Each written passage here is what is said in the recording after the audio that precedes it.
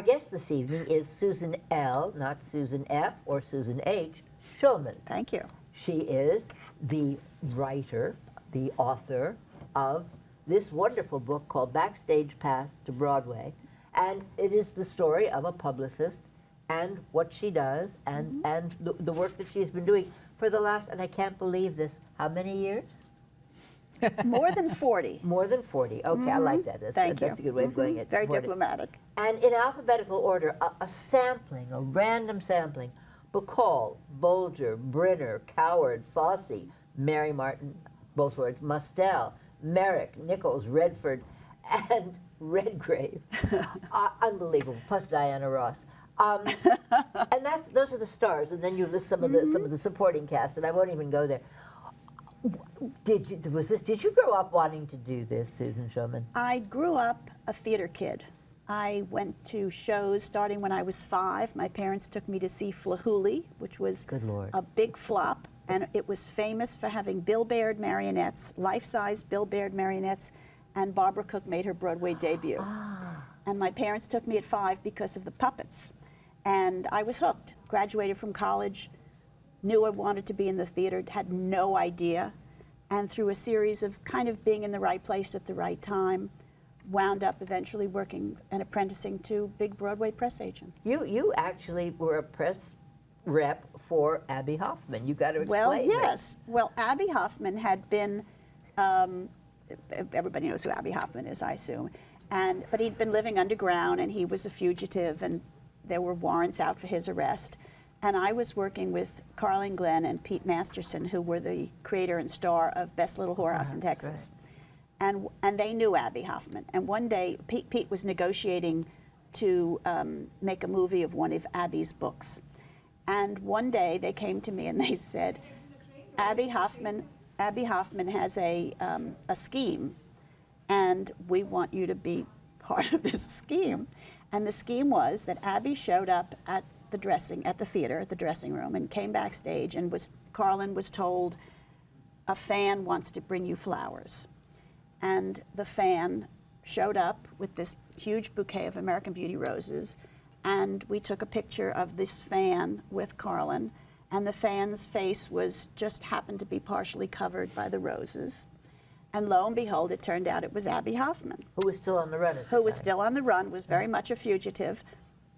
And my responsibility was to service this picture and to get publicity for this little caper, which I did. And not too long after, I got a call from the FBI asking where Abbie Hoffman was. I would call that what you did with him a stunt, and you actually have a whole chapter about stunts. Yep. What kind of disappoints me is you don't see that very often today. I think the kind of goofy stunts that happened, years ago, I don't think people do them anymore, and I think the press probably would just laugh at it, although they were fun. Yeah. Everybody goes on one some TV that show or another. made an impression on me was when you nearly killed the scarecrow, Ray Bolger. Oh, God, that wasn't even a stunt. It was just, we thought it was a good idea. Raul Julia, the wonderful, Be Still My Heart, Raul Julia was in Where's Charlie? Where's Charlie at the Circle and Square. I love that musical. I do too. It was a wonderful production, and he was delicious. And one day we got word that Ray Bolger, who had originated the role that Raul was playing, wanted to come to see the show, and I said yes, of course, and I arranged it. And I went to Raul and to Mr. Bolger before the show, and I said, before, it wasn't at the show, but, days before, and I said, would Mr. Bolger be interested in leading the audience in Once in Love with Amy? Thank you. Together we can do this. And he said, of course. So the deal was that at the end of the show, at the curtain calls, Raul would stop the applause and would introduce Ray Bolger, and he would come out and lead the audience in Once in Love with Amy. And my part of it was that I would tip the press to come at 10 o'clock to the Circle in the Square for this wonderful event, which was great, except that at the end of the first act, where that number falls in the show, in the musical, Raul got carried away. And he stopped the show at the end of the first act, and he said, ladies and gentlemen, the real Charlie Wickham is here tonight. Ladies and gentlemen, Ray Bolger. And Ray Bolger came bounding out on the stage and led the audience in Once in Love with Amy, and everybody was ecstatic, and it was wonderful and endearing, and Raul was thrilled, and Ray Bolger was thrilled, except there was no press. So I wasn't thrilled. So they ran off into the wings at the end of the act, and I sort of ran after them, and in the just off stage, it's called the VOM at the Circle in the Square, the vomitorium, which sounds terrible, but is just an exit. I found Ray Bolger sitting in a chair, beet red, panting, and people around him very concerned that he might be having a heart attack. And all I could think of was that Raul Julia and I have killed Ray Bolger. He was the scarecrow in the Wizard of Oz. He was the scarecrow and wonderful, and was enchanting that night. And so, aside from the fact that I was afraid that I had killed this extraordinarily wonderful actor, I was also horrified that no press was there for this. Oh. And so This is why she's lasted for 40 years. And I'm a press agent, that's why, you know. And so when he finally got his breath back and he was okay, and he said, no, he was just out of breath. I said, that was so wonderful, but I don't suppose you could do it again. And they both said, sure. And they did. So that was a very successful And he stunt. survived. And he lived to tell that we did not kill Ray Bolger. Right. You Now, had a very special relationship with Lauren Bacall. I did, and I hear you do too. Well, we'll leave that one aside, but the idea was that she was really your big break in this business. She was very much my big break. I was a very young apprentice. I don't think I was even apprenticing to the union in the Bill Dahl office. Bill Dahl was a big Broadway press agent, and I was a lackey. I was very low on the totem. I was the low man on the totem pole. And we were handling this new musical called Applause, starring Lauren Bacall, written by Comden and Green and Adams and Strauss songs, and it was Ron Field directing and choreography. It was a big deal. And everybody in the office worked on the show. And everybody was scared of her because she could be tough. And they had a tendency to kind of not always tell her the truth because it was easier. And I was this young, innocent kid. And she would ask me if something was done, and I'd say, I don't know, I'll find out, and if it isn't, I'll fix it. And she would ask another one of the press agents if something was done, and they would say yes, because it was easier to not, you know, bring on a scene. And I wasn't doing it to be manipulative or conniving, or I mean, I was just. You just being honest. I was just being honest, and You weren't being Eve Harrington. I You were was just- not being Eve Harrington. I was definitely not being Eve Harrington, who was the evil in the play. And one day, I was called into the producer's office, and they said, Bacall has informed us that the only person she will talk to in the Bill Dahl office is Susan Schulman.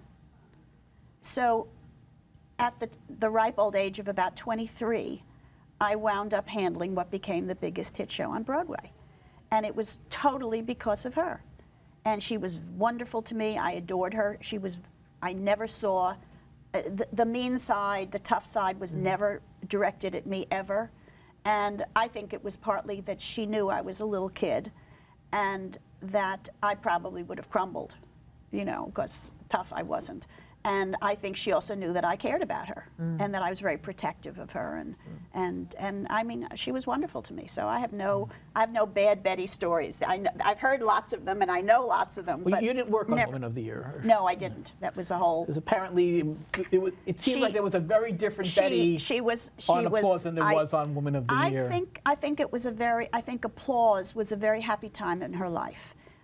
She had always wanted to do a musical. This was created for her. It was created around her persona, around her skills, which were, you know, not minimal. You know, she was not a great singer, and she was the first one to tell you. Nor a great dancer. No, but what she had was used, and that's actually terse, and it was definitely terse. And she looked good doing it. She looked good, but it was really designed to make her look good, and it did. I mean, that doesn't happen anymore. No. You know, people don't create musicals for a star; they create them and then they cast somebody. You know, but Woman of the Year was kind of made for her. I think it was too. Yes, you know, but this was a very happy time in her life. What was Times Square like then, as opposed to today? When I started out, it was tough. it was not nice. You know, it was cruddy. So this is in the 70s, yeah. Right. Yeah. Right. Yeah. One of my first big jobs after Bill Dahl and all was I worked for a press agent named Merle DeBusky, Right. who is still with us. And Merle's office was in a building on 55th and 8th. And the week that I started my job as one of his associates, there was an article in New York Magazine naming that building as one of the pimp headquarters of the Western world. Oh, dear. And I would go into work in my little, you know, press agent outfit, whatever that was, my little dress and my little, and there would be girls in hot pants and, you know, tank tops and whatever. And they were in press agents? No, and they would stop me and not them in the lobby. You were a novelty. I was very much a novelty, but that was the early 70s. Right. So. And finally, after all these years Mm-hmm. of prepping people to do what you're doing now, how does it feel to be the one on camera? It's mighty odd. Susan L. Schulman, Backstage Pass to Broadway. Susan, More True Tales. More This True is the Tales. second edition. Second edition. And it's, I guess, on Amazon It's and on Amazon. bookstores. It's a drama book. In fact, I don't know, I'm not sure when we're airing this, but I'm doing an event at the Drama Bookshop on September 24th. I think we could probably With publicize Peter it for Marks, who is the Oh, yes. Washington Post theater critic, is doing it with me. I'm very And honored. who has a lovely little blurb on And the who front. liked my book, go Right, figure, cover, right? yeah. Yes, but the way I talk about it, I say this is a book about some of the incredibly famous people I've worked with, mostly wonderful and some not so much. On that note, thank you, Susan L. Schulman, very much for joining us. Thank you both.